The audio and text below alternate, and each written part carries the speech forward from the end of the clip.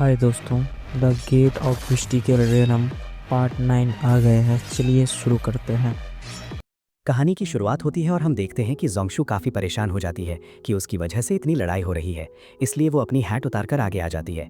अब वुइंग चिल्लाता है कि उसकी हिम्मत कैसे हुई जो वो शादी के दिन भाग गई। फिर वुइंग जोंगशू को ले जाने के लिए आगे बढ़ने लगता है, पर जेक और योहान उसके सामने आ जाते हैं और उसे रोक देते हैं। अब जोंगशू कहती है कि उसके साथ धोखा हुआ है, वो फैमिली वाले उस पागल लड़के से उसकी शादी करा रहे थे।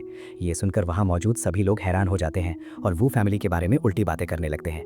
अब वुइंग गुस्से में जोंगशू की तरफ जाने लगता है, पर जेक उसे रोक लेता है और वुइंग को अपनी हद में रहने के लिए कहता है।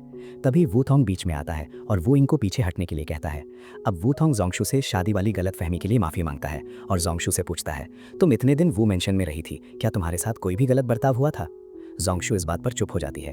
फिर वूथोंग कहता है, जो भी गलतफहमी हुई है हम इस बारे में आराम से अकेले में बैठकर बात कर लेंगे। यहाँ बहुत लोग हैं और यहाँ बात करने से जोंगशू की ही बदनामी होगी। अब लोग आपस में बात करने लगते हैं कि एक अनाथ लड़की को वू फैमिली का हिस्सा बनने का मौका मिल रहा है, फिर भी वो शादी से भाग गई। ऊपर से वू फैमिली के हेड को ही उससे माफ़ी भी मांगनी पड़ रही है। ये सब सुनकर वुइंग मुस्कुरा जाता है। जेक जोंगशू से कहता है, ये तुम्हारा फैसला होगा, तुम जो चाहो वो कर सकती हो, पर जोंगशू हमेशा ये बात याद रखना कि मैं तुम्हें अकेला कभी नहीं छोड़ूंगा। अब कुछ देर सोचकर जोंगशू वूथोंग से पूछती है कि क्या वो उसकी शादी वुइंग से कराएगा या वो जोंगशू को उस पागल के कमरे में भेजना चाहते हैं। अब वूथोंग जोंगशू से कहता है, पहले तुम मेरे साथ घर चलो, मेरे पास एक ऐसा रास्ता है जिससे तुम भी खुश हो जाओगी और सारी परेशानियां खत्म हो जाएंगी, भी हल हो जाएगी। पर जोंगशू कहती है कि उसने पिछले कुछ दिनों में ये महसूस किया है कि वो और वुइंग एक दूसरे के लिए नहीं बने हैं, इसलिए उन्हें ज़बरदस्ती शादी नहीं करनी चाहिए। अब ये सुनकर वुइंग को काफ़ी गुस्सा आ जाता है और वो अपने मन में कहता है, अगर ये जोंगशू के ब्लड और उस सीक्रेट टेक्निक के लिए नहीं होता तो मैं कब का इस लड़की को मार चुका होता। अपना सीक्रेट बाहर आता देख वूथोंग वुइंग को एक जोरदार चांटा मारता है, पर तब तक काफ़ी देर हो चुकी थी क्योंकि हर किसी ने वो सच सुन लिया था। अब जोंगशू कहती है, मुझे पता ही था कि तुम ये सब सिर्फ मेरे ब्लड और उस सीक्रेट टेक्निक के लिए कर रहे हो। अब वहाँ मौजूद सभी लोग बातें करने लगते हैं कि वू फैमिली उस लेजेंडरी बुक के लिए इतना नीचे गिर सकती है। हालात बिगड़ते देख वूथोंग सफाई देने लगता है कि ऐसा कुछ नहीं है, मैं मानता हूँ कि वो सीक्रेट बुक काफ़ी कीमती है, पर इसके लिए मैं अपने बेटे की छोटी शादी नहीं करा सकता। जिस पर योहान तंज कसते हुए कहती है, शायद इसीलिए आपने अपने पागल बेटे से इसकी शादी कराने का फैसला किया। इससे वूथोंग को बहुत गुस्सा आ जाता है। वो जोंगशू का हाथ पकड़ता है और उसे ज़बरदस्ती ले जाने लगता है। जेक वूथोंग पर अपनी पूरी पावर से अटैक करता है और कहता है कि वो जोंगशू को इस तरह नहीं ले जा सकता, लेकिन वूथोंग बड़ी ही आसानी से जेक का अटैक रोक लेता है और उसे बदतमीज कहते हुए जेक का हाथ मरोड़ देता है।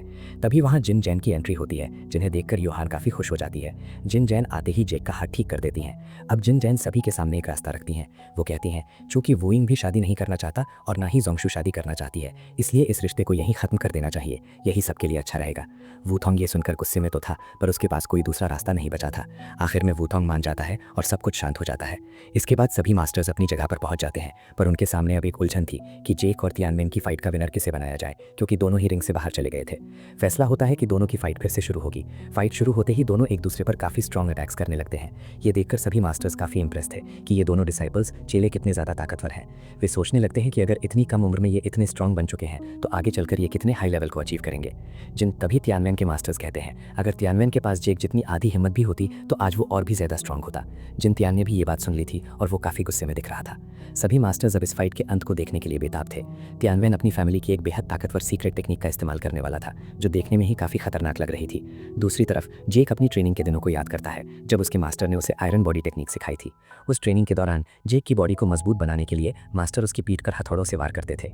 अचानक जेक की बॉडी से इतनी तेज एनर्जी निकलती है कि मास्टर अपने हथौड़े समेत काफ़ी दूर जाकर गिरते हैं। अब जेक उसी खतरनाक टेक्निक का इस्तेमाल करता है। जेक की बॉडी से बहुत तेज एनर्जी निकलने लगती है और दोनों एक दूसरे पर बेहद स्ट्रॉन्ग अटैक करते हैं। धमाके के बाद जब धुआं छकता है तो दोनों ही अपनी जगह पर सीधे खड़े थे, पर तभी तियानवेन की चेस्ट पर एक बहुत बड़ा कट का निशान दिखता है और उससे काफ़ी खून निकलने लगता है। मास्टर्स तुरंत रिंग में आते हैं और तियानवेन की चोट का इलाज करते हैं। जेक भी फौरन भागते हुए तियानवेन के पास आता है और उसका हाल पूछता है। तभी मास्टर्स पूछते हैं, क्या कोई और फाइट करना चाहेगा? अचानक एक आवाज़ आती है, वो जिनतियान था। वो फाइट के लिए चुनौती देता है। जिनतियान के मास्टर उसे मना करते हैं, पर वो पीछे हटने वालों में से नहीं था।